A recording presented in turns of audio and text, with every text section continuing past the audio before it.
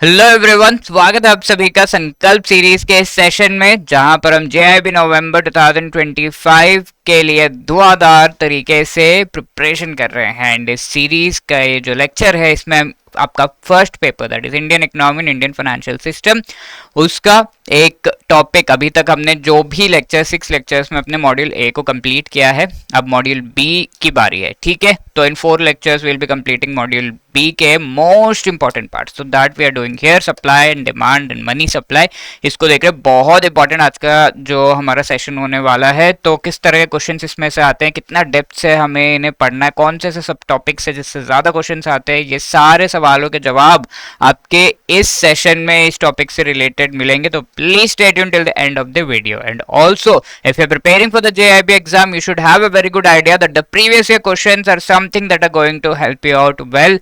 आगे जो एग्जाम आ रहा है नवंबर का, उसका ट्रेंड समझने के लिए कौन से टॉपिक से ज्यादा क्वेश्चंस, कौन सा मॉड्यूल इंपॉर्टेंट है, विच टॉपिक्स हैव हाई वेटेज, तो प्रीवियस ईयर क्वेश्चंस और उससे derived most important topics and MCQs का बढ़िया एक पीडीएफ डॉक्यूमेंट हमने बनाया है, which you can download by clicking the link given in the description of this video. ठीक है, तो लेक्चर 7 सप्लाई एंड डिमांड, ये हमारा चैप्टर नंबर 13 है एंड 14 का एक part money supply that we are seeing. ठीक है, तो क्या क्या पढ़ेंगे हम इस पर्टिकुलर सेशन में? What is law of demand, ठीक है, यहां से सारी स्टोरी स्टार्ट होती है। तो जो मॉड्यूल बी है, here economic concepts related to what, economic concepts related to the banking. ठीक है, जो भी चीजें बैंकिंग से रिलेटेड है वो इकोनॉमिक कॉन्सेप्ट्स हम यहाँ पर पढ़ते हैं। तो इट इज नेचुरल कि थोड़े टॉपिक्स माइक्रो इकोनॉमिक्स के आ जाएंगे एंड मोस्टली मैक्रो इकोनॉमिक्स के टॉपिक्स होंगे। Micro economics is that individual level पर या फिर एक फर्म, एक पर्टिकुलर ग्रुप ऑफ पीपल का डिमांड क्या है, सप्लाई कितना हो रहा है, ये चीज़ अगर असेस करें that is called micro economics. ठीक है, एंड मैक्रो इकोनॉमिक्स पूरे कंट्री के लेवल पर या पूरे एक रीजन के लेवल पर होता है, लाइक वहाँ की जीडीपी, ग्रॉस डोमेस्टिक प्रोडक्ट कितना है, वहाँ पर कैपिटा इनकम कितना है, अनएम्प्लॉयमेंट का लेवल क्या है, पॉवर्टी, ये सारी चीज़ों जब हम बात करते हैं that is macro economics. Micro and macro economics पिछले जो चैप्टर है 12th चैप्टर में हम पढ़ते हैं। साथ के साथ there are 3 definitions of economics that we study in the previous chapter 12। ठीक है, तो यहाँ से हम चैप्टर 13 स्टार्ट कर रहे हैं and here will be talking about 14 part 1 of that 14 chapter, क्योंकि 14 चैप्टर में money supply and also inflation, दो चीजें। तो वेल्थ डेफिनेशन जब हम बात करें, this was given by Adam Smith, और इस डेफिनेशन में कहा गया है कि इकोनॉमिक्स मीन्स वेल्थ को मैनेज करना। दूसरा है वेलफेयर डेफिनेशन, जिसको दिया गया है बाय अल्फ्रेड मार्शल, और इन्होंने कहा है कि इकोनॉमिक्स का मतलब होता है लोगों का भला करना, वेलफेयर करना, उनका वेल्थ मैनेज करना एंड वेलफेयर करना। ठीक है, तो अल्फ्रेड मार्शल। और third and most important definition is the scarcity definition, यानी कि जो रिसोर्सेज हमारे पास अवेलेबल है वो बहुत ही स्केर्स है, और उन रिसोर्सेज को यूटिलाइज करके हमारे जो अनलिमिटेड वांट्स है उनको फुलफिल करने का जो गैप है उसे फिल करने की स्टडी को हम इकोनॉमिक्स कहते हैं। और इस केएसटी डेफिनेशन एक्चुअली दिया गया था by whom? This definition was given by R. Lionel Robbins, ठीक है, not Messi, Lionel Robbins, please remember। ये ही क्वेश्चंस जो है चैप्टर 12 से मेनली ये दो चीज़ों से पूछते हैं, तो एटलीस्ट ये हमें पता है। अब आगे हम बढ़ रहे हैं, अब ये तो हो गया माइक्रो मैक्रो इकोनॉमिक्स क्या होता है, वेल्थ वेलफेयर, स्केर्सिटी डेफिनेशन वगैरह क्या होते हैं। अब the next part would be to understand what is demand, what is supply. ठीक है, तो ये हमारा सीक्वेंस रहेगा आज के इस सेशन में। तो सबसे पहला just want to show you this particular image. देखिए, बढ़िया सी इमेज आपको यहाँ पे दिख रही है। पहला कॉन्सेप्ट लॉ ऑफ डिमांड हम समझ रहे हैं, ज्यादा हमें मेहनत नहीं करनी है। यहाँ पे देखिए इस इमेज में क्या क्या दिख रहा है, देयर इज ये पूरा एक सीन है। ठीक है, किसका सीन है? ये एक मार्केट का सीन है। यहाँ पर आप देख सकते हैं गुड्स है, इन गुड्स के कुछ प्राइजेस भी हैं। जैसे ये पर्सन है, ये कह रहा है ये एप्पल्स जो है 50 रुपीज पर केजी में सेल कर रहा हूँ, और there are sellers and buyers, goods है एंड गुड्स के प्राइसेस है। तो इस तरीके से आप देख सकते हैं सारा कुछ यहाँ पर है which depicts the scene of a market. ठीक है, अब इसमें हम ये कह सकते हैं कि इसने तो 50 रुपीज पर केजी इन एप्पल्स का रेट बताया, बड़ा अच्छे से अरेंज किया हुआ है। अब देयर इज अनदर सेलर जो देख रहा है कि अरे ये तो वहां से खरीद रहे हैं, तो इसके पास भी एप्पल्स है। तो यहाँ पर ये सेलर क्या कह रहा है, चलो उनको अट्रैक्ट करने के लिए प्राइस थोड़ा कम कर देता हूँ, 40 रुपीज पर KG. So you tell me, आप बताइए कि आप कौन से स्टॉल से जाकर ये पर्टिकुलर एप्पल्स को खरीदेंगे। तो obviously mostly we go for the जो सस्ता वाला है उस पे जाएंगे। बट कई बार हम क्वालिटी को भी देखते हैं, फिर दोनों कंपेयर करते हैं, तो अगर दोनों ऑलमोस्ट सिमिलर क्वालिटी के हैं एंड लुक्स में तो सिमिलर ही लग रहे हैं, तो ऐसे केस में व्हाट विल यू बाय? तो obviously you will go for this 40 rupees पर केजी, इजंट इट? तो हमारा जो डिमांड है वो इस तरीके से क्रिएट हो रहा है। तो इसमें there are two factors that actually determine के हम डिमांड किस चीज की कर रहे हैं। पहला सब्स्टिट्यूशन इफेक्ट, क्या ये एप्पल्स जो महंगे हैं उसको ये एप्पल्स जो सस्ते हैं 40 rupees, can we substitute these apples with those? Yes, if the answer is yes, then the second question comes whether we can afford the, फिर भी लगता है कि यार महंगा है तो अच्छा होगा, but whether we can afford it, तो अगर इन्हें लगता है कि नहीं ये 50 रुपीज थोड़ा महंगा है, ज्यादा ही है मेरे लिए, I will go for the 40 rupees one, तो they will go for the 40 rupees one. So that is called the income effect, substitution effect and then the income effect. ये दो चीजें यहाँ पर एक्चुअली डिमांड को इन्फ्लुएंस करते हैं। कई बार एग्जाम में पूछा भी गया है which are the two things that affect the demand. समझ में आया ना कि इन प्रोडक्ट्स को उनसे सब्स्टिट्यूट कर सकते हैं कि नहीं, and whether the income that the person is having is sufficient to buy a particular good or not. तो this is what creates the demand. अब यहाँ पर इसी तरीके से इन्हीं चीजों को ध्यान में रखते हुए अगर हम एक मार्केट को इमेजिन करें एंड उस मार्केट में एप्पल्स के बहुत सारे बॉक्सेस को सेल किया जा रहा है एंड ईच बॉक्स का जो डिफरेंट मार्केट्स है उसमें प्राइस अगर हम देखें, let's say these are the markets, या फिर एक ही मार्केट में जो प्राइस अलग अलग टाइम पीरियड में प्राइस है, तो मार्केट ए की अगर हम बात करें तो यहाँ पर ईच बॉक्स का प्राइस 500 रुपए है ऑफ द एप्पल्स। अब कितना क्वांटिटी पर ईयर में डिमांड किया जा रहा है, कितना millions of boxes per year में डिमांड किया जा रहा है, तो quantity demanded is how much? अगर प्राइस 500 है तो 9 मिलियन बॉक्सेस की डिमांड है। अब जैसे जैसे हम इस प्राइस को रिड्यूस करते जाते हैं, और एक सिनेरियो है जहां पर 400 है, तो the demand increases, isn't it? As the price decreases the demand is going to increase. तो ये दोनों डायरेक्टली रिलेटेड है या इनवर्सली प्रोपोर्शनल है? तो obviously we can say keeping other things constant, बाकी सारी चीजों को हम कई सारी हो सकती है, क्वालिटी ये वो बहुत कुछ आ सकता है, बट उनको कांस्टेंट रख के, उनको सेम रख के, उनको फॉर अ मोमेंट जो है वेरी नहीं कर रहा है ऐसे सोचकर हम अगर सिर्फ प्राइस और क्वांटिटी डिमांडेड की कितना क्वांटिटी डिमांड करे इसका एक रिलेशनशिप एस्टैब्लिश करने की कोशिश करें, तो will see as the price decreases, अब 100 रुपीज प्राइस हो गया तो कितना 20 मिलियन बॉक्सेस की डिमांड है in the same time period. Do you see? तो इस तरीके से जो वेरिएशन आ रहा है देयर वी कैन से कि प्राइस और क्वांटिटी डिमांडेड के बीच एक इनवर्स रिलेशनशिप एस्टैब्लिश हो रहा है। Now if I plot this thing over the graph, तो ये ग्राफ मेरा किस तरीके का दिखेगा? तो ये जो वर्टिकल एक्सिस है उस पे प्राइस लिखा जाता है एंड हॉरिजॉन्टल एक्सिस पे क्वांटिटी डिमांडेड लिखा जाता है, ठीक है? तो ये वर्टिकल एक्सिस पे अगर हम देखें, यहाँ पर हमने 100 लिख दिया, यहाँ पर हमने 200 लिख दिया, यहाँ पर हमने 300 लिख दिया, यहाँ 400 और यहाँ पे 500, ठीक है? तो इस तरीके से जब हमने लिख दिया, and here 9 million boxes, 10 million boxes, then 12 million boxes and 15 million boxes, इस तरीके से हमने प्लॉट कर दिया। अब ये सब करने के बाद अगर हम इनको, अब 20 मिलियन बॉक्सेस भी है तो इनको ज्वाइन कर रहे हैं पॉइंट्स को, तो जब 100 रुपीज का कॉस्ट है तो कितना 20 मिलियन बॉक्सेस की डिमांड है, तो यहाँ पर हम ये पॉइंट को प्लॉट कर देंगे। अब 400 रुपीज जब कॉस्ट है, ठीक है, 500 यहाँ से आते हैं, 500 अगर है तो 9 मिलियन बॉक्सेस का डिमांड है, तो यहाँ पर आएगा 400 कॉस्ट है तो 10 मिलियन बॉक्सेस का डिमांड है, 300 कॉस्ट है तो 12 मिलियन बॉक्सेस का डिमांड है, यहाँ पर आएगा, एंड 200 कॉस्ट है तो 15 मिलियन बॉक्सेस का डिमांड है। तो इन पॉइंट्स को अगर हम ज्वाइन करेंगे तो will get something like this, ठीक है? तो इसे हम कहते हैं as you are going towards the right, ये डाउनवर्ड स्लोप हो रहा है, तो this is a what? Downward sloping curve, ठीक है? Downward sloping curve inverse relationship में इस तरह का कर्व एस्टैब्लिश होता है। तो that is what is the law of demand. I hope ये चीज काफी क्लियर है, कैसे कैसे हमने एक मार्केट सिनेरियो से पूरे ग्राफ तक आ गए। अब अगर ये तो हमने सिर्फ एक ठेले की बात की, अब यही चीज अगर हम आगे इसको एक्सटेंड करेंगे, पूरे मार्केट की बात करेंगे, बहुत सारे लोगों की डिमांड की बात करेंगे, तो you can very easily plot a graph which looks almost same like that, and इसे ही लॉ ऑफ डिमांड हम कहते हैं कि as the price increases the demand keeps decreasing, there is an inverse relationship between them, and as the price decreases the demand keeps increasing, ठीक है। तो inverse relationship and पूरे मार्केट का भी डिमांड अगर आप असेस करोगे तो it will be same, right. अब हम आगे बढ़ रहे हैं। We are also talking about one particular law which is called the law of diminishing marginal utility. इस पर भी एक क्वेश्चन एग्जाम में आ चुका है। अब ये लॉ क्या है? लेट अस से देयर इज वन पार्टी, आप सभी को मैं पार्टी दे रहा हूँ और मैंने कहा कि जो भी थाली आपको चूज करना है, यू कैन ईट दैट थाली। तो पंजाबी थाली है, गुजराती थाली है, देन साउथ इंडियन थाली है, नॉर्थ इंडियन थाली है। तो इस तरीके से थाली है, यू नो थाली में बहुत सारे चीज़ें होती हैं, आइटम्स होते हैं टू ईट, तो यू कैन चूज। लेट से आपने एक थाली, फर्स्ट थाली जो है खा ली, ठीक है, you are very happy, yes sir very happy, will come and take.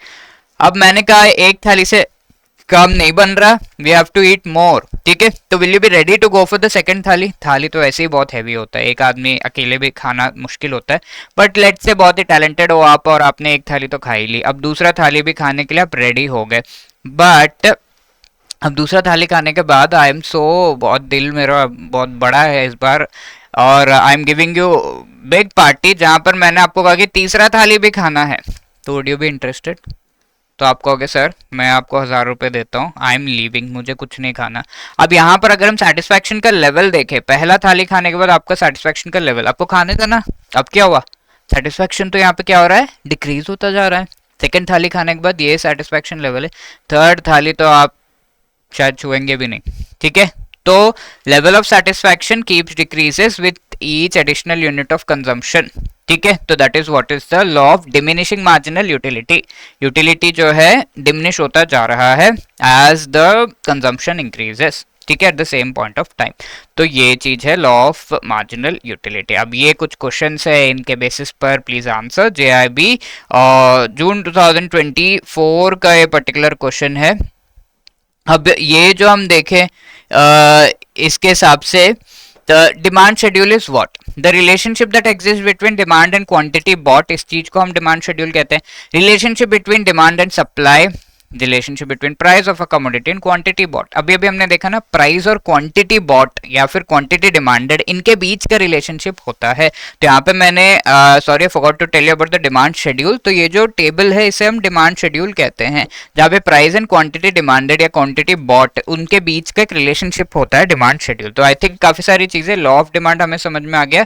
अब लॉ ऑफ डिमांड से डिमांड कर्व भी हमने देख लिया क्या होता है, कैसा होता है। Demand curve is a downward sloping curve because of the inverse relationship.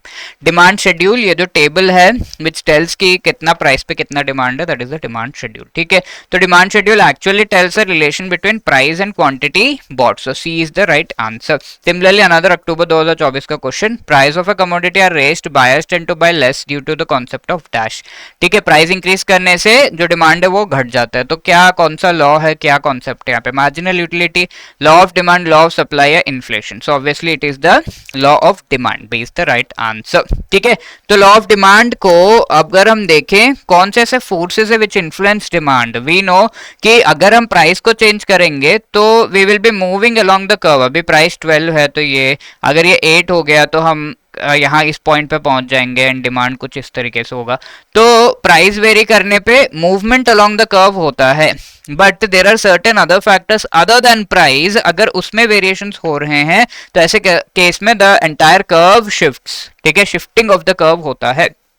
Late us take some factors. तो ये objective and subjective factors, objective factors एकदम सटीक तरीके से न्यूमेरिकल टर्म्स में वेरिएशंस करके शिफ्ट करते हैं। सब्जेक्टिव फैक्टर्स मेरे लिए शायद कर्व शिफ्ट ना हो रहा हो, बट आपके लिए शिफ्ट हो रहा होगा, तो वो सब्जेक्टिव फैक्टर्स है। तो let us see, objective factors are income. Let us say किसी का इनकम बहुत हाई है, ठीक है, अगर इनकम किसी का बहुत हाई है तो ऐसे केस में वो ज्यादा से ज्यादा प्रोडक्ट्स डिमांड करेगा, even though the prices are high he will demand more. तो ऐसे केस में क्या होगा? The curve is going to shift towards the rightwards, ठीक है। तो 12 अगर प्राइस है तो रिच पर्सन के लिए तो कुछ नहीं है, अगर नॉर्मल पर्सन है वो 5 प्रोडक्ट्स को जो है डिमांड कर रहा है, बट जो बहुत रिच पर्सन है वो कहेगा नहीं थोड़ा ज्यादा दे दो, मुझे 12 प्रोडक्ट्स दे दो, इस तरीके से, इजंट इट, बिकॉज उसका इनकम ज्यादा है। तो ऐसे केस में the curve is going to shift towards the right, understood ना। साइज ऑफ द मार्केट, अगर मार्केट का साइज बहुत बड़ा है तो ज्यादा अलग अलग तरह के कस्टमर्स एंड ज्यादा प्रोडक्ट्स बिकेंगे, तो obviously the curve is going to shift towards the right. अगर मार्केट का साइज छोटा है तो कर्व किस साइड शिफ्ट होगा? यस, लेफ्टवर्ड शिफ्ट होगा। और रिलेटेड गुड्स जो है, there are two kinds of goods जो जिन्हें रिलेटेड गुड्स कहते हैं, जैसे टी कॉफी हो गया, complementary goods and supplementary goods. अगर आप टी पी रहे हो तो कॉफी नहीं, कॉफी पी रहे हो तो टी नहीं पी रहे। और सप्लीमेंट्री गुड्स, सप्लीमेंट्री मीन्स अगर आप ब्रेड ले रहे हैं तो डेफिनेटली जैम बटर ये चीज तो आप लेंगे लेंगे। अगर आप जैम बटर ले रहे हो तो ब्रेड आपको मोस्ट प्रोबेबली खरीदेंगे, ठीक है, तो उसी के ऊपर स्प्रेड करके खाना है।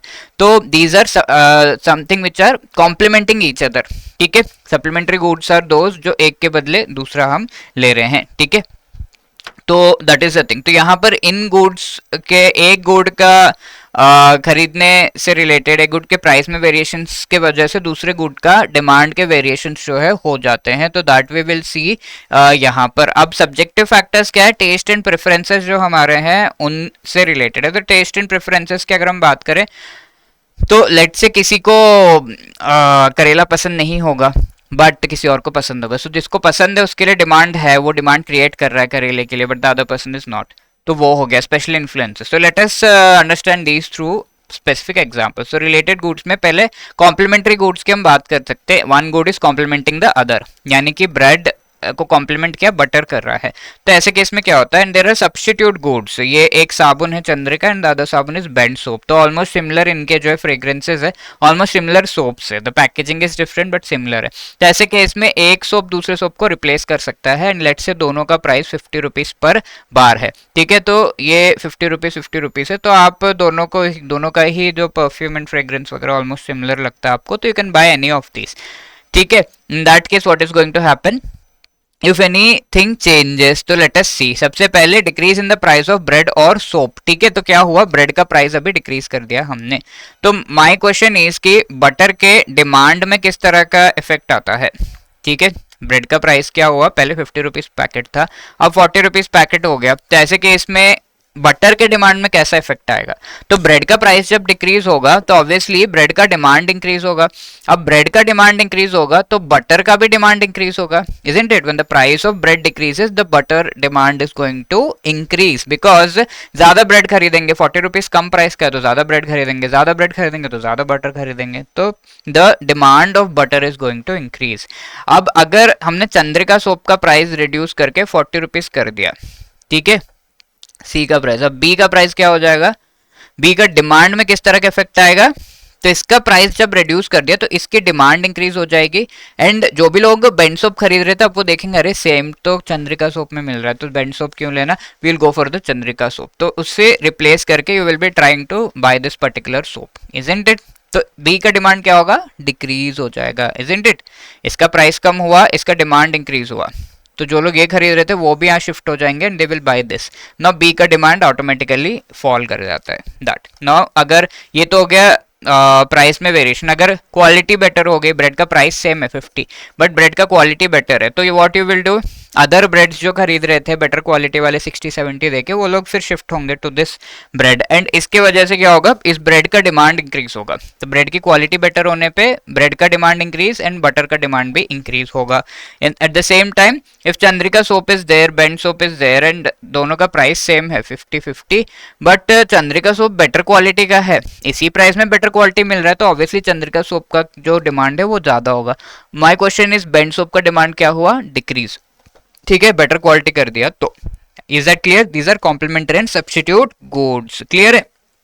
अब हम आगे बढ़ रहे हैं, जो टेस्ट एंड प्रेफरेंसेस है। Let us say this lady she does not like olives बचपन में, अब बड़ी हो गई तो उसे बहुत पसंद है। ऐसा होता है ना, कई बार आपके साथ भी हुआ होगा, बचपन में आप नहीं खाते थे बट बड़े होने के बाद आपको अच्छा लगने लगा। So that is the thing. तो this is the taste and preferences. अब ये टेस्ट एंड प्रेफरेंसेस कई बार बहुत सारे फैक्टर्स से इन्फ्लुएंस होते हैं, लाइक कल्चर आपका जिस तरीके का है, you might be from South India तो you will like the South Indian food more, you are from the North India तो नॉर्थ इंडियन फूड। अब नॉर्थ वाला साउथ में आ जाएगा तो उसको बिल्कुल पसंद नहीं आएगा, खा नहीं पाएगा, साउथ नॉर्थ में जाने के बाद उससे नहीं अच्छा लगता। प्लेस के हिसाब से कल्चर आपका डेवलप हो जाता है। हिस्ट्री कैसी है, जो हिस्टोरिकली चीज़ें खा रहे हैं, लाइक इंडिया में ज़्यादा राइस और ये सारी चीज़ें according to the climate we have been eating, but in European countries bread वगैरह, तो उस हिसाब से साइकोलॉजिकल नीड्स जो है, you might be craving for something, तो वो चीज़ आप डिमांड क्रिएट करेंगे। ट्रेडिशन आपका किस तरीके का है, एंड रिलीजियस प्रैक्टिसेस के हिसाब से certain meats are not allowed, ठीक है। तो ये सारी चीज़ें इन्फ्लुएंस करती हैं हमारे डिमांड को, and other than that specially influencers like Mumbai में रह रहे हो तो अम्ब्रेला रेनकोट के बिना आपका काम नहीं चलेगा, फिर भी देखिए लोग डूब रहे। अब यहाँ पे एयर कंडीशनर जो दिल्ली में है दैट इज कंपल्शन गर्मी के दिनों में, एंड ठंडी में हीटर रिक्वायर्ड ही होता है, तो उनकी डिमांड उस वेदर के हिसाब से होती है। अब साउथ इंडिया में आप एयर कंडीशनर की खास रिक्वायरमेंट नहीं है, ठीक है, गर्मियों में शायद होगा थोड़ा, but apart from that not required, तो ऐसा है। बट ठंडी में हीटर की तो रिक्वायरमेंट डेफिनेटली नहीं है, ठीक है, उतनी ठंड पड़ती नहीं है, तो that is the thing. Now if we see what are the different exceptions of law of demand, हमने देख लिया लॉ ऑफ डिमांड के बारे में काफी सारी चीजें। नाउ एक्सेप्शंस क्या है, यानी कि लॉ ऑफ डिमांड ऐसा कुछ एरिया जहाँ पे काम नहीं करता। तो if you talk about an example, let's say there is iPhone 13 and iPhone 16, ठीक है। If I ask you iPhone 13 एंड 16 में आप क्या खरीदना चाहोगे, what would you like to buy? Yes, how many of you will say कि हाँ 16 खरीदूंगा, खरीदूंगी। तो yes, most of you will say कि मुझे 16 ही लेना है। इवन आई विल से कि मुझे 16 लेना है, because 16 obviously has higher features and everything, but did I tell you कि iPhone 16 के का प्राइस भी ज्यादा है। अरे ये कैसे हुआ, प्राइस ज्यादा है फिर भी डिमांड भी ज्यादा है इसका। This happens in the case of luxury goods, और ये थियोरी को हम थियोरी ऑफ कंस्पिशियस कंजम्पशन कहते हैं, जहां पर जो कंजम्पशन का पैटर्न है वो थोड़ा अलग है, समझ नहीं आ रहा इस तरीके का पैटर्न है। और इसे थॉर्स्टीन वेबलिन नाम के एक व्यक्ति ने जो है निकाला था, देखा था कि हाँ इस तरह का ट्रेंड हमें देखने को मिलता है, तो that is what is the Veblen goods, ठीक है। तो ये लग्जरी गुड्स को हम वेबलिन गुड्स कहते हैं, जो एक्चुअली लॉ ऑफ डिमांड को फॉलो नहीं करते। लॉ ऑफ डिमांड क्या है, अगर इसका प्राइस ज्यादा है तो डिमांड एकदम कम होना चाहिए, बट ये फॉलो हो रहा है क्या, प्राइस भी ज्यादा है डिमांड भी ज्यादा है, ठीक है। तो law of demand does not follow, because ये लग्जरी गुड्स में क्वालिटी का एस्पेक्ट आ जाता है, एंड क्वालिटी जो है बेटर होता है, आईफोन का obviously better in comparison to others. तो लग्जरी गुड्स या वेबलिन गुड्स में लॉ ऑफ डिमांड नहीं काम करता। Similarly we have Giffen goods, तो गिफन गुड्स में भी लॉ ऑफ डिमांड नहीं काम करता। जैसे बहुत सारे ऐसे प्रोडक्ट्स हैं विच आर वेरी एसेंशियल, ठीक है, पहली बात एसेंशियल, दूसरी बात इंफीरियर, तीसरी बात ये गुड्स जो है इनका कोई अल्टरनेटिव नहीं है, ठीक है। ऐसे केस में इन गुड्स को हम कहते हैं गिफन गुड्स, ठीक है। तो लाइक राइस है, एक टाइप का राइस है जो सारे एरिया में लोग खाते हैं, तो उसका कोई अल्टरनेटिव ही नहीं है।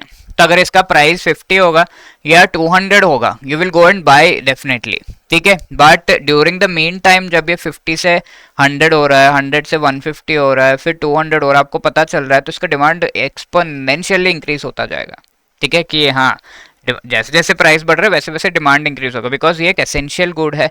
इसे इंफीरियर कहा जाता है बिकॉज ये लग्जरी गुड नहीं है, लग्जरी नहीं है, बस नॉर्मल डेली लाइफ के लिए चाहिए ये चीज, और इसका कोई अल्टरनेटिव नहीं है। तो ऐसे केस में कुछ और हम पेट्रोल या फिर पेट्रोल के बदले पानी तो नहीं डाल सकते गाड़ियों में, तो पेट्रोल के प्राइस अगर इंक्रीज हो रहे हैं तो you have to hurry take all the vehicles and सारा भर के लाना है, तो दैट इज द थिंग। तो ये एसेंशियल एंड इसका डिमांड प्राइस के हिसाब से बढ़ता रहता है, एंड प्राइस राइज के फ्यूचर एक्सपेक्टेशंस यहाँ पर अगर हम देखें उसके वजह से हम जाकर इसे इसकी डिमांड जो इंक्रीज होते रहती है, तो that is called the Giffen good. Giffen नाम के व्यक्ति ने इस पर्टिकुलर कॉन्सेप्ट को फाइंड किया। तो there are necessary goods and services also daily life के, जिनका प्राइस अगर इंक्रीज होगा तो obviously we will start buying them more and more, ताकि अगर एकदम इंक्रीज हो गया तब उससे पहले हम खरीद लें उसे। तो डिमांड यहाँ पर प्राइस पे ज्यादा डिपेंड नहीं करता, बिकॉज प्राइस मतलब इनवर्सली वेरी नहीं करता, that is what is an exception to the law of demand. And इसके प्राइस को दैट इज वाई, क्योंकि डेली लाइफ में रिक्वायर्ड थिंग है तो गवर्नमेंट इसे कंट्रोल करती है काफी हद तक। इवन पेट्रोल का एंड डेली रिक्वायर्ड जो हमारे गुड्स एंड सर्विसेज है उनको गवर्नमेंट कंट्रोल करती है उनके प्राइसेस को। सिमिलरली अगर इनकम बढ़ गया, इतना इनकम है कि फोन और उसमें नोट में गड्डी में आपको डिफरेंस नहीं पता चल रहा था, ऐसे केस में ये भी दे दो वो भी दे दो वो भी दे दो करेंगे एंड सब कुछ खरीद लेंगे, तो demand increases with the income and costly goods cheap one सब कुछ खरीदने लगेंगे, तो दैट इज लॉ ऑफ डिमांड अब फॉलो नहीं हो रहा, ठीक है। Can you just answer this question, October 2024 का एक क्वेश्चन है, please pause the video and try to answer.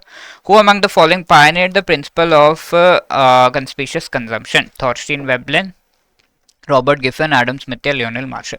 तो ऑब्वियसली कंस्पिशियस कंजम्पशन के प्रिंसिपल को हमारे थॉर्स्टीन वेबलिन जी ने जो कि लग्जरी गुड्स से रिलेटेड है, ये पायनियर किया है। The commodities whose demand rise as with increase in the prices which are inferior in compared to luxury items. तो इंफीरियर गुड्स की बात की जा रही है, इनका डिमांड प्राइस इंक्रीज होने के साथ डिमांड भी इंक्रीज हो रहा है, और ये एक्सेप्शन है to the law of demand. तो ऐसे केस में इन कमोडिटीज का जो इंफीरियर गुड्स है उनको हम क्या कहते हैं? हमने डिस्कस किया था गिवन गुड्स में तीन चीज़ें, एक तो ये एसेंशियल है, कंपल्सरीली रिक्वायर्ड है, दूसरा इंफीरियर है, राइट, एंड तीसरा देर इज़ नो अल्टरनेटिव। ठीक है, तो ऐसे केस में उसे हम गिवन गुड कहते हैं। तो इंफीरियर तो दिया ही हुआ है, प्राइस भी इंक्रीज हो रहा है, तो ऑब्वियसली ये लग्जरी गुड तो नहीं है। तो what is the other one? Given good only, that is the given goods is the right answer, A is the right answer. ठीक है, अब सप्लाई, अब डिमांड तो हो गया सप्लाई की बात। अब सप्लाई में हमें थोड़ा जो सेलर है उसके फुटस्टेप्स में घुसना पड़ेगा। यहाँ पर दो सेलर्स हैं, ये है एंड ये बायर्स है सारे, यहाँ पे बोली लगा रहे हैं कि हाँ कितना में ये सारे गुड्स वगैरह दे देंगे। तो यहाँ ये जो सेलर्स हैं ये कह रहे हैं कि हमें ये जो भी एप्पल्स है वो सेल करने, बट ये बायर्स बहुत ही कम प्राइस दे रहे हैं, 100 रुपीज़ पर बॉक्स। ये सेलर कह रहा है कि मैं 500 से कम में नहीं दूंगा, ये कह रहा है चलो 400 में भी दे सकते हैं, बट 100 रुपीज़ पर बॉक्स में एप्पल का बॉक्स कौन दे देगा? ठीक है, तो इफ यू ऑल्सो इमेजिन, आप भी सोचिए अगर दो मार्केट है, यहाँ पर मार्केट ए में आपको एप्पल बॉक्स सेलर, एप्पल्स के सेलर से, लेट्स से आप एंटरप्रेन्योर है, तो you are selling this boxes.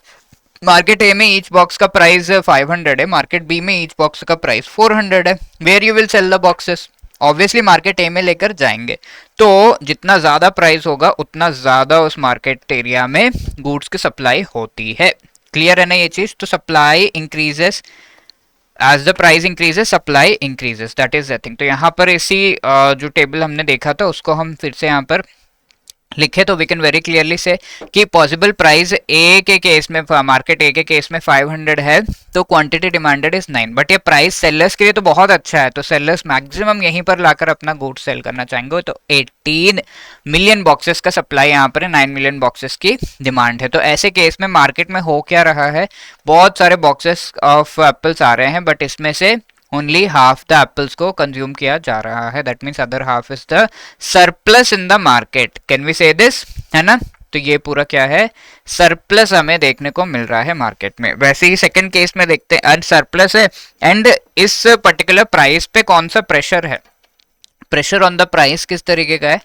तो यहाँ पर अगर हम देखें धीरे धीरे नीचे जाते हुए बाकी चीजें भी देखते हैं हम, एंड लेट अस सी 400 वाले पे क्या हो रहा है, 10 मिलियन बॉक्सेस का डिमांड, 16 मिलियन बॉक्सेस की सप्लाई, यहाँ पर भी 6 मिलियन बॉक्सेस का सरप्लस है। बट सी वाला मार्केट जो इसमें 300 प्राइस है, तो 12 मिलियन बॉक्सेस का डिमांड, 12 मिलियन बॉक्सेस की सप्लाई, तो यहाँ पर क्या है, एक इक्विलिब्रियम आपको देखने को मिल रहा है। ठीक है, इक्विलिब्रियम आपको देखने को मिल रहा है, एंड इस पर्टिकुलर प्राइस 300 को हम मार्केट क्लियरिंग प्राइस कहते हैं। क्या कहते हैं?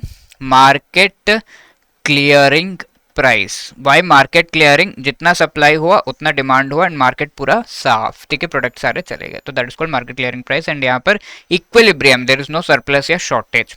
एंड 200 में क्या है, 15 मिलियन बॉक्सेस की डिमांड है, 7 का सप्लाई है, तो 8 मिलियन बॉक्सेस की शॉर्टेज है इस मार्केट में। वैसे यहाँ पे क्या है, 20 का डिमांड, 0 का सप्लाई, बिकॉज 100 रुपीज में कोई नहीं सप्लाई करना चाहता, तो यहाँ पे 20 मिलियन बॉक्सेस का शॉर्टेज है। ठीक है, तो इस तरीके से मार्केट का पूरा सिस्टम है।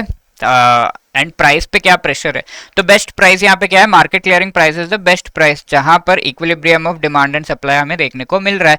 तो ऐसे केस में व्हाट कैन वी से, ऐसे केस में हम कह सकते हैं कि जो 300 है it is the best price, सारे जो मार्केट्स में प्राइस है वो 300 पे आने की कोशिश करेंगे। तो 500 पे कौन सा प्रेशर है, डाउनवर्ड प्रेशर है, इजंट इट, डाउनवर्ड प्रेशर है।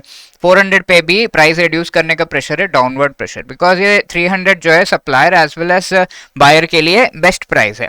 200 पे कैसा प्रेशर है, अपवर्ड प्रेशर है, ये बायर के लिए तो ठीक है, सप्लायर के लिए सही नहीं है, तो अपवर्ड प्रेशर है, इसमें भी अपवर्ड प्रेशर है। और यहाँ पर क्या है, न्यूट्रल प्रेशर, कोई प्रेशर नहीं है प्राइस पे। तो ये चीजें एग्जाम में एज अ केस स्टडी पूछा जा सकता है, so you should be able to answer. Supply curve को अगर हम यहाँ पे प्लॉट करें, यहाँ देखिए सप्लाई कर्व अगर हम प्लॉट करें, तो same thing if we write here 100, 200, ये 300, 400, ये 500, ऐसा अब जो सप्लाई है एक तो 0 है, दूसरा 7 है, देन वी हैव 12, 16, 18। ठीक है, तो जब 100 रुपीज प्राइस है तो 0, ये एक पॉइंट हो गया। देन 200 प्राइस है तो कितना, 7 मिलियन बॉक्सेस का सप्लाई है। सिमिलरली 300 प्राइस है तो 12 मिलियन बॉक्सेस, 400 प्राइस है तो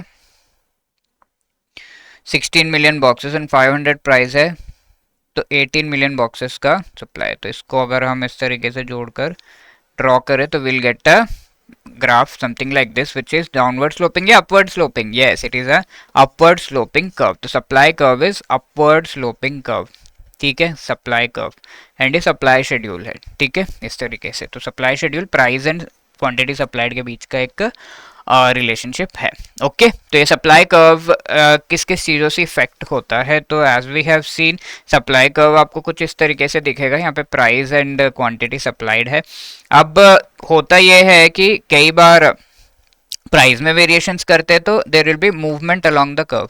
यहाँ पे प्राइस इतना है, 10 है तो इतना सप्लाई, और अगर प्राइस 20 है तो सप्लाई इतना रहेगा, ऐसा। तो मूवमेंट अलोंग द कर्व रहेगा। But if at all there is any changes other than price, जो चीज़ें उसमें चेंजेस अगर हम कर रहे हैं तो ऐसे केस में it will be a shift in the curve.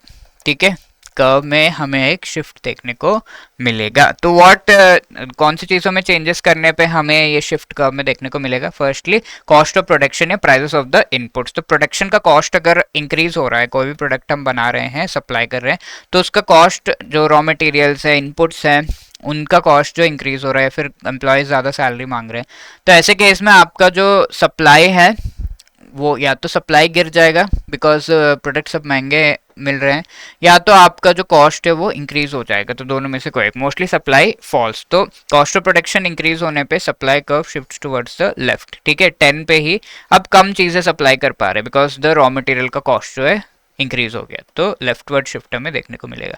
अब cost of production price of input कम होने पे क्या होगा, सप्लाई इंक्रीज हो जाएगा, तो राइटवर्ड शिफ्ट देखने को मिलेगा। अब आप बताइए, टेक्नोलॉजिकल चेंजेस करने पे the curve will shift towards the left या right? Yes, very good. Technology हमेशा क्या करते हैं, सप्लाई को इंक्रीज करने की ही कोशिश करते हैं। तो इंक्रीज हो रहा है तो it will shift towards the right. ठीक है, प्राइस ऑफ रिलेटेड गुड्स, जिस तरीके से हमने देखा कॉम्प्लीमेंट्री एंड जो सब्स्टिट्यूट गुड्स है, उनके प्राइसेस के हिसाब से हमारा सप्लाई भी वेरी करता है। गवर्नमेंट पॉलिसी के हिसाब से जो प्राइसेस है सेट किए जाते हैं, उसके बेस पे सप्लाई वेरी करता है। Special factors are also there, like कौन से एरिया में क्या सप्लाई किया जा रहा है, कितना, वो सब भी वेरी करता है। तो मार्केट क्लियरिंग प्राइस हमने ऑलरेडी देख लिया, 300 रुपीज़ वाला जो है market clearing price, and the other aspects also we have seen. Finally जो सप्लाई डिमांड कर्व है उसके एनालिसिस करके हम ये समझ सकते हैं कि इकोनॉमी में क्या चल रहा है, या फिर प्राइस एंड क्वांटिटी में वेरिएशन देख के सप्लाई में चेंज आया, डिमांड में चेंज आया, वो हम बता सकते हैं सप्लाई डिमांड इक्विलिब्रियम में। तो यहाँ पर let us take a scenario, एक सिनेरियो लेते हैं और इसके हिसाब से प्राइस क्वांटिटी में वेरिएशन हम देख रहे हैं, एंड उसके हिसाब से डिमांड या सप्लाई में वेरिएशन किस में आया है वो हम देख सकते हैं। अब मैंने क्या किया, डिमांड एंड सप्लाई कर्व्स को एक साथ ड्रॉ कर दिया। अब ये पॉइंट जो है दोनों मीट कर रहे हैं, इसको हम क्या कहेंगे, इस पॉइंट को हम इक्विलिब्रियम कहते हैं। ठीक है, और यहाँ पर जो आपको प्राइस देखने को मिल रहा है, this is the market clearing price या फिर इक्विलिब्रियम प्राइस। क्लियर है ना? अब ये देखिए, ये वीट है, वीट का प्राइस सडनली क्या हुआ, इंक्रीज हो गया। वीट से हम ब्रेड बना रहे हैं तो वीट का प्राइस इंक्रीज हो गया। तो ऐसे केस में किस पे सबसे पहला इफेक्ट होगा, सप्लाई पे या डिमांड पे? तो यस, जैसे ही वीट जो इनपुट है, जो रॉ मटेरियल्स का प्राइस इंक्रीज हुआ तो सप्लाई पे इसका इफेक्ट होगा। और सप्लाई क्या होगा, वीट का प्राइस इंक्रीज होने पे supply will shift towards the right और left? It will shift towards the left. Supply का आपका लेफ्टवर्ड शिफ्ट हो जाएगा, एंड आपका जो क्वांटिटी डिमांडेड एंड सप्लाइड है वो कम हो गया, बट द प्राइस जो है वो इंक्रीज हो गया। ठीक है, इस तरह का वेरिएशन हमें देखने को मिलेगा। Apart from the taking another scenario, अगर किसी का इनकम बहुत इंक्रीज हो गया, जो कस्टमर, उसका इनकम इंक्रीज हो गया, सबसे पहला इफेक्ट किस पे आएगा? यस, कस्टमर का इनकम इंक्रीज होने पे डिमांड पे वेरिएशन होगा ना, कि वो कितना डिमांड कर रहा है। तो ज्यादा ब्रेड डिमांड कर रहा है लेट्स से, तो ऐसे केस में the demand curve will shift towards the, it will shift towards the right. ठीक है, तो ये इस तरीके से राइटवर्ड शिफ्ट हो जाएगा, somewhere over here the point will go. ठीक है, राइट शिफ्ट होने पे क्या होगा, the price is increasing and the quantity demanded and supplied is also increasing. ठीक है, तो इस तरीके के वेरिएशंस होते हैं। This is one question from June 2024, leftward shift of the supply curve in the intersection of demand supply curve dash the equilibrium price. ठीक है, तो अभी क्या हुआ, ये हमारा डिमांड कर्व है, ये सप्लाई कर्व है, और सप्लाई कर्व लेफ्टवर्ड शिफ्ट हो रहा है। तो ऐसे केस में what is the variations in the quantity demanded and supplied, वो कम हो रहे हैं, एंड जो प्राइस है वो इंक्रीज हो रहा है। ठीक है, इक्विलिब्रियम प्राइस पे क्या इफेक्ट हो रहा है, it increases. So A is the right answer.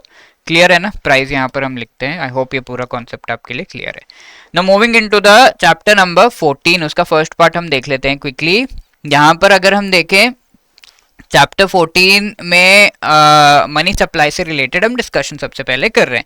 तो ये सबसे पहला कॉन्सेप्ट जो हमें देखना है that is the base money. ठीक है, तो जो भी मनी सप्लाई, अब मनी सप्लाई ये टर्म अगर मैंने कहा उससे पहले if we see money actually होता क्या है, अगर कोई भी आपको ट्रांजैक्शन करना है, you need to buy something, तो you will be using money. पहले होता था कि बार्टर सिस्टम था, आप एक चीज के लिए दूसरी चीज एक्सचेंज करते थे, बट उसमें कई सारे प्रॉब्लम्स है, double coincidence of wants, you have to let's say मुझे धनिया चाहिए, सामने वाले को चप्पल चाहिए, तो मेरे पास चप्पल होने चाहिए, उसके पास धनिया होना चाहिए, तभी हम एक्सचेंज कर पाएंगे। तो ऐसे इस एक्सचेंज को बेटर बनाने के लिए मनी आ गया। तो money can be used as a standard of value जो है वो असेस करने के लिए यूज किया जा सकता है। अदर देन दैट ये डेफर्ड पेमेंट्स यानी कि फ्यूचर के पेमेंट्स के लिए यूज किया जा सकता है। ठीक है, लेटेस्ट से किसी ने कहा मैं आपको 2 लीटर दूध जो मैंने आज निकाला है वो 3 महीने बाद पे करने के लिए यूज करूंगा, तो 2 लीटर दूध 3 महीने बाद तो खराब हो जाएगा, तो आज मैंने जो मनी निकाला है अकाउंट से, बैंक से, तो वो मैं 3 महीने बाद दूंगा। तो yes, you can do that.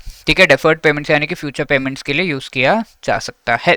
ठीक है, it is also store of value. Store of value मतलब अभी हमने पैसे जो बचाए हुए हैं वो पैसे फ्यूचर में भी सेम वैल्यू उसका रहेगा, ऑल द इन्फ्लेशन की वजह से कम होता है, बट यस वो वैल्यू उसकी मेंटेन रहती है and you can use it for paying. ठीक है, तो अब मनी का समझ में आ गया, फंक्शंस देख ले, कैरेक्टरिस्टिक्स। अब मनी सप्लाई क्या होता है, मनी किस तरीके से, क्रूड मनी कैसे सप्लाई किया जाता है। तो जो नोट है वो आरबीआई के द्वारा प्रिंट किए जाते हैं, कॉइन्स मिंट किए जाते हैं by the government of India, and also there are other Indian currency के अलावा फॉरेन करेंसी भी हमारे रिजर्व बैंक ऑफ इंडिया के पास पड़ा हुआ है, तो that is foreign central banks, international organisations के। तो अदर डिपॉजिट्स विद आरबीआई से कहा जाता है, और ये अदर डिपॉजिट्स में बैंक्स के जो पैसे हैं आरबीआई में पड़े हुए, दैट इज ऑल्सो इंक्लूडेड। तो ये सारा कुछ मिलाकर इसे हम high powered money, reserve money या फिर बेस मनी भी कहते हैं। क्लियर है ना, ये इनिशियल मनी है जो हम यूटिलाइज कर रहे हैं, जो है इन एन इकोनॉमी। अब ये मनी कहाँ पर ट्रैवल करेगा, पब्लिक के पास जाएगा इन द फॉर्म ऑफ करेंसी। ठीक है, तो ये जो क्रूड मनी है वो पब्लिक के पास जाता है थ्रू वेरियस सोर्सेस, वो डिपॉजिट करेंगे, एंड आरबीआई के पास जो अदर डिपॉजिट्स है वो सब मिलाकर हमें रिजर्व मनी का क्वांटिटी या बेस मनी जो है वो देखने को मिलता है। अब मनी क्या होता है, आगे जाकर मल्टीप्लाई हो जाता है। तो ये यहाँ पर आज का जो मनी सप्लाई का ये जो पार्ट है, this is all about money कैसे स्टार्ट हो रहा है सप्लाई होना एंड कैसे मल्टीप्लाई होता है, बस इस चीज की डिस्कशन एंड उसमें बहुत सारे कॉन्सेप्ट्स हम देख लेंगे। तो मनी अब मल्टीप्लाई कैसे होता है, जो भी रिजर्व मनी है जो अभी प्रिंट हुआ है, फ्रेशली मिंट हुआ, या फिर कहीं बाहर से पैसा आया है फॉरेन करेंसी, या फिर बैंक्स वगैरह डिपॉजिट कर रहे हैं आरबीआई के पास, that money will go through various schemes and everything processes to government of India and banks. ठीक है, गवर्नमेंट ऑफ इंडिया तो ये सारा पैसा फिर पब्लिक में प्राइवेट एंटिटीज, कंपनीज वगैरह को देने लगता है, अपने जो इनिशिएटिव्स है, अपने इंफ्रास्ट्रक्चर डेवलपमेंट वगैरह करने लगता है। अब बैंक्स क्या करेगा, उसमें से पूरा पैसा थोड़े लोन में घुमाएगा, जितना 100 रुपीज इसके पास आया, it will be saving some amount 20 rupees let's say in the form of reserve. ये कंपल्सरीली सेव करना है। What kinds of reserves are there that the bank has to save, can you tell me in the comment section. ठीक है, 2 तरह के reserves bank maintain करता है, देखते हैं कौन सा ये जवाब देता है, please let me know in the comment section. तो 20 रुपीज रिजर्व एंड 80 रुपीज अब इकोनॉमी में जाएगा, तो रिजर्व्स रखे जाते हैं। अब ये पैसे किसके पास जाएंगे, स्टेट गवर्नमेंट्स हो गए, कमर्शियल सेक्टर यानी कि जो एंटरप्रेन्योर्स हैं, जो डिफरेंट पीपल हैं, प्राइवेट कंपनीज हैं, और बैंक्स फॉरेन करेंसी में भी इसे एक्सचेंज करते हैं, चेंज करते हैं, and foreign exchange and trade वगैरह में हेल्प करते हैं, फाइनेंस करने का काम। पब्लिक को भी ये पैसा जाता है, पब्लिक को जो पैसा गया वो या तो स्पेंड करेंगे या तो सेव करेंगे। ठीक है, तो ये चार्ट थोड़ा सा याद रखिएगा, रिजर्व मनी किस तरीके से आगे इकोनॉमी में बढ़ रहा है, जो फ्रेशली प्रिंटेड मिंटेड कॉइन्स वगैरह है वो। ठीक है, तो ये थोड़ा याद रखिए, आगे जाकर हम इससे रिलेटेड और भी चीजें डिस्कस करेंगे। ओके, तो before moving ahead let us see what are the measures of money supply. तो ये सारा मनी इकोनॉमी में सप्लाई हो गया। अब इनका पूरा जो है एक चार्ट के थ्रू हम देखेंगे कि डिफरेंट डिफरेंट मेजर्स को किस तरीके से हम जो है देख सकते हैं। लाइक आरबीआई जो है अलग अलग प्लेसेस पे जो मनी सेव्ड है उनको एक मेजर ऑफ मनी के तौर पर कैलकुलेट करता है, and that major of money कैसे वेरी कर रहा है उसके बेसिस पर इकोनॉमिक कंडीशंस को एसेस करता है। For that sake we have to understand what are this measures of money. तो मेजर्स ऑफ मनी सबसे पहले हम देखें तो बैंक में वी हैव सीन कि मनी कहाँ पे जाता है, currency with the public, other deposit with RBI, ये तो है ही है। अब डिपॉजिट्स में भी पैसे जाते हैं। अब डिपॉजिट में जो पैसे जाते हैं वो या तो बैंक में जा रहा होगा या तो फिर ये पोस्ट ऑफिस में, isn't it.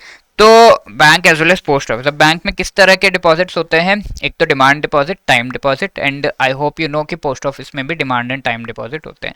Demand deposits are the current account, savings account, time deposits are the mainly FD RD, ठीक है, इस तरीके से। तो time deposit is like you deposit for a time period and then you can not take the money out during that time period.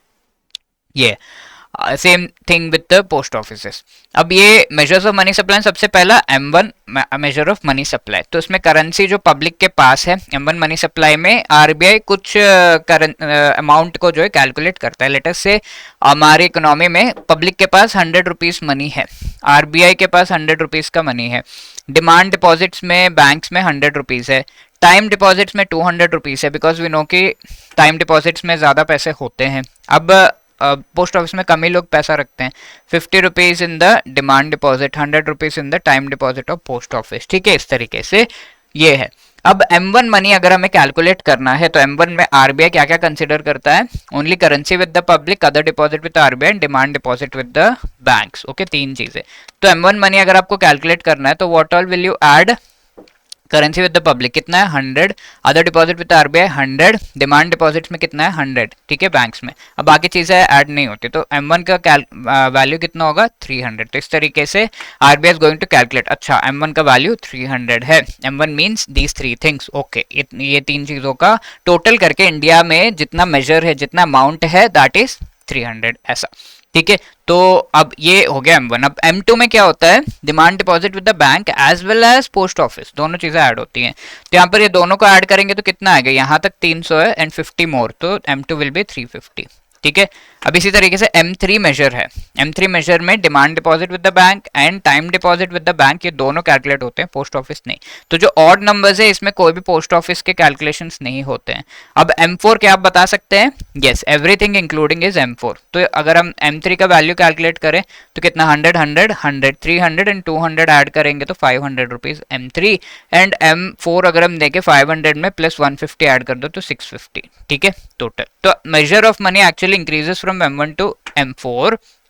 But liquidity की जब हम बात करें, यानी कि अगर आप देखो if you want to withdraw the money, demand deposit से इजी है या टाइम डिपॉजिट से, डिमांड डिपॉजिट से इजी है ना, तो M1 is more liquid, liquidity actually M4 का सबसे कम होता है, because time deposit in bank and post office के डिपॉजिट्स वैसे ही लेस लिक्विड होते हैं, easily withdraw and transact and account transfer नहीं कर सकते आप, प्रोसेस उसका डिफरेंट है।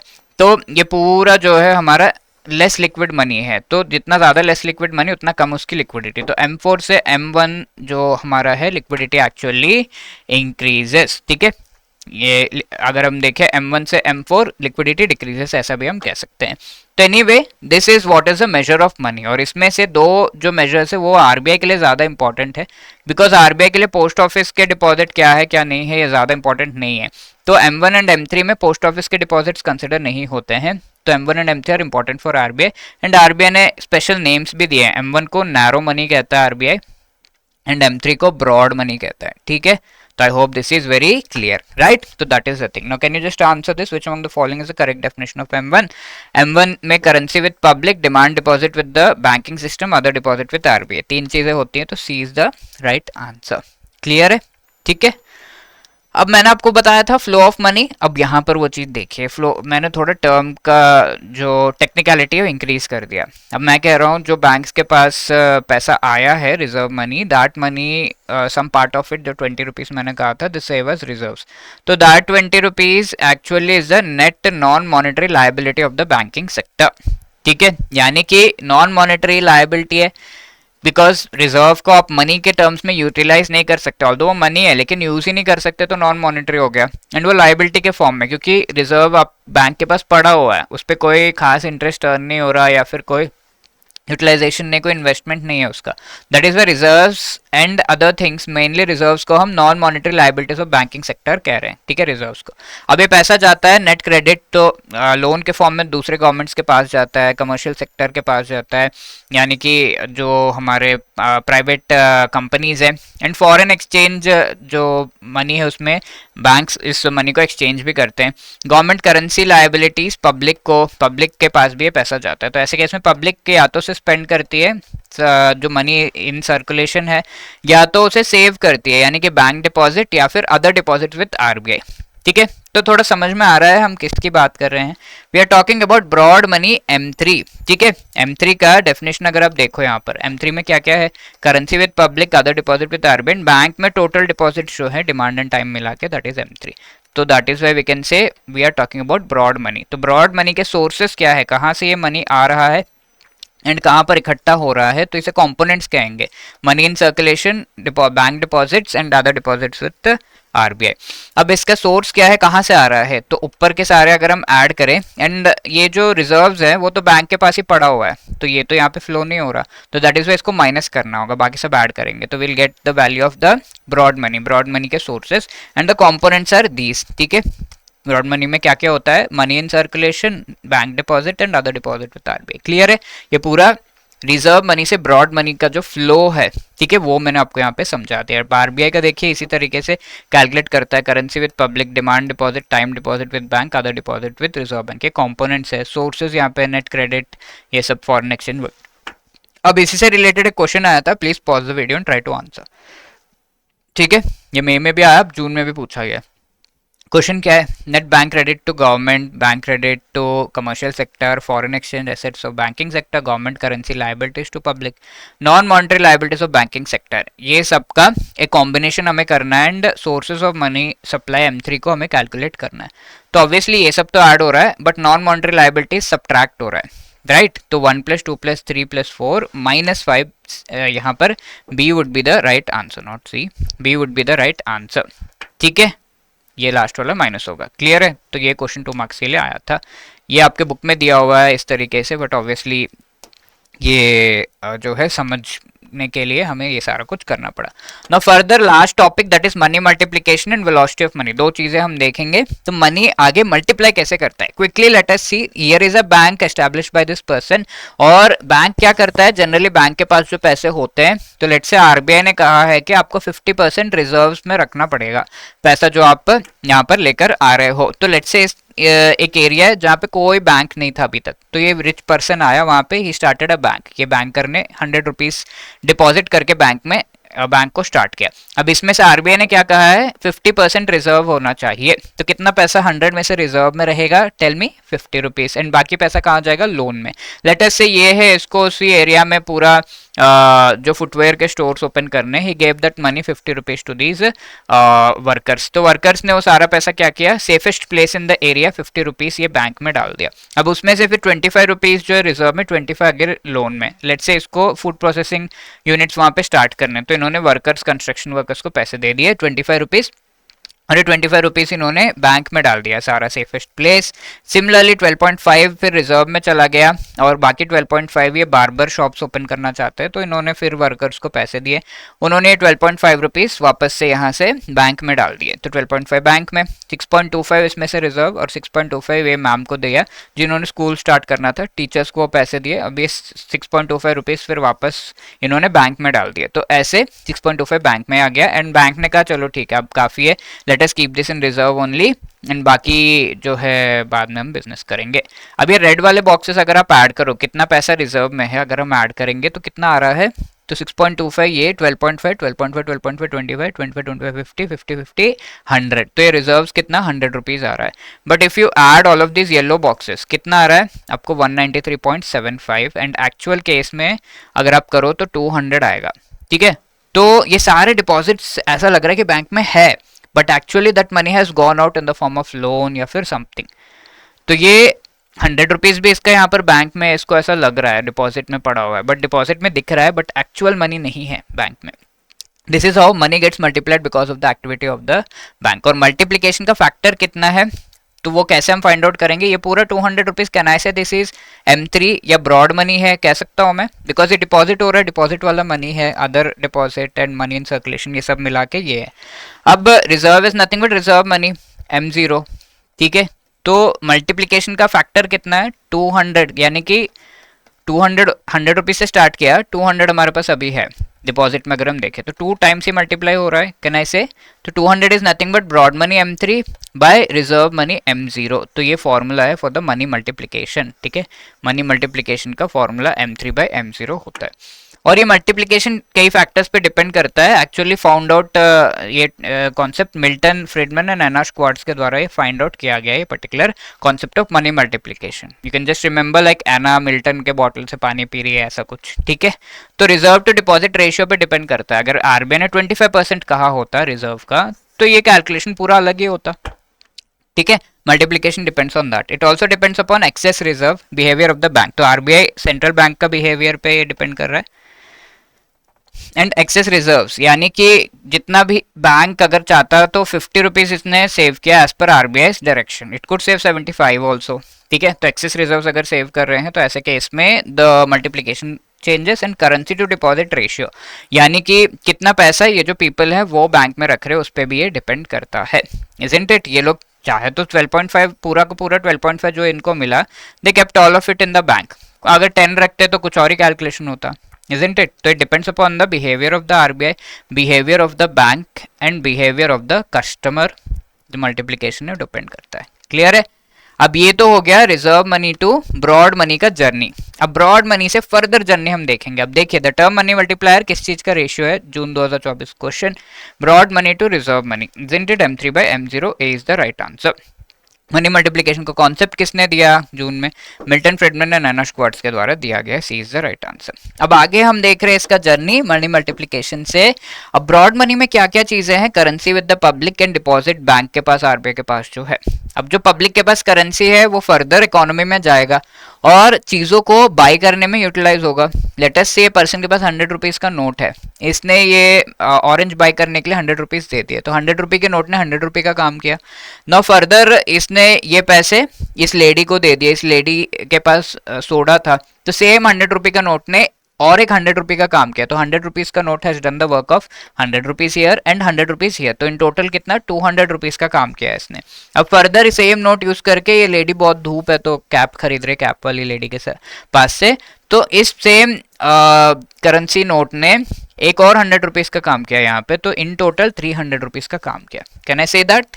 Yes.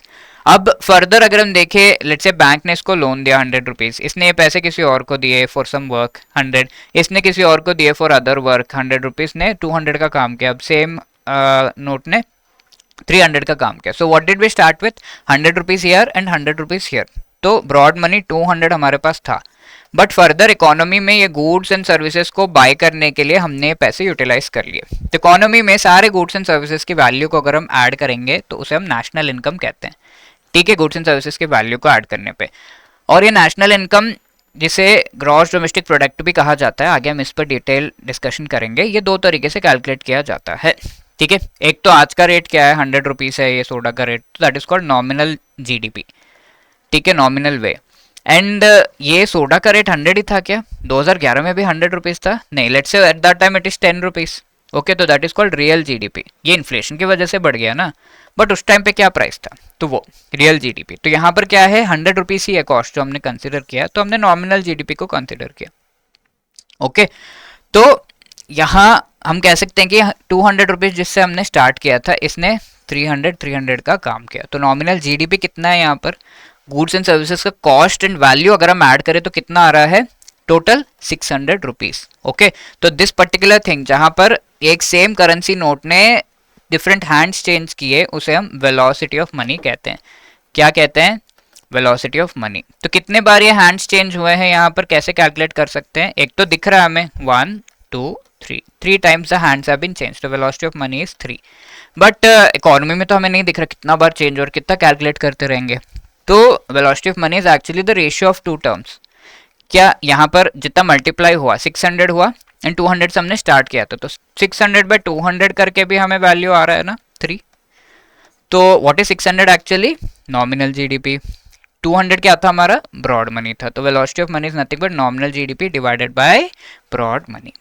Okay, I hope this is clear. तो that is the formula. Please answer this. October 2023 का क्वेश्चन, वेलोसिटी ऑफ मनी का करेक्ट फॉर्मूला क्या है? Obviously it is nominal GDP by broad money P. Okay, so these were the things that we had to discuss and इसी तरह के wonderful जो sessions है वो हम कंडक्ट कर रहे हैं। तो please watch the entire Sankalp series. अब इसके अलावा अगर आपको हमारे कोर्सेज लेने, if you like the discussion, if you did like the explanation, you can buy our courses for more detailed descriptions and total all the chapters के descriptions. तो वो हम मास्टर कोर्स में आपको पढ़ा रहे हैं थ्रू शॉर्ट रिकॉर्डेड वीडियोस।